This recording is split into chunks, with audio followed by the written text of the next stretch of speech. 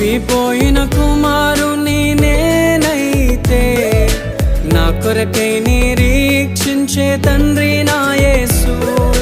తప్పిపోయిన కుమారుని నేనైతే, నా కొరకై నిరీక్షించే తండ్రి